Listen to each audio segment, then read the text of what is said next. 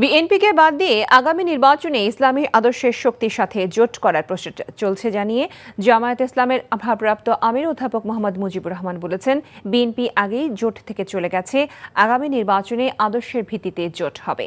আর বর্তমান প্রশাসন পতিত স্বৈরাচারের দূষিত প্রশাসন, এজন্য যৌক্তিক সংস্কারের পরই নির্বাচন অনুষ্ঠিত হবে বলে আশাবাদ জানান তিনি।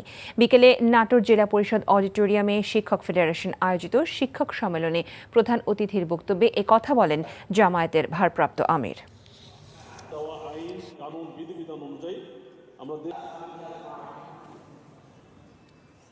বিএনপি বলেছে জোট করে আমাদের লাভ হয় নাই, তারা জোট থেকে চলে গেছে।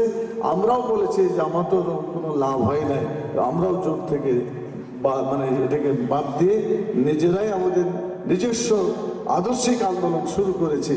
আগামী নির্বাচনে আমরা আদর্শের ভিত্তিতে জোট হবে। বাংলাদেশে যতগুলা ইসলামী দল আছে অথবা যারা ইসলামী আইন চাইবে তাদের সাথে আমাদের জোট করার প্রচেষ্টা অব্যাহত আছে।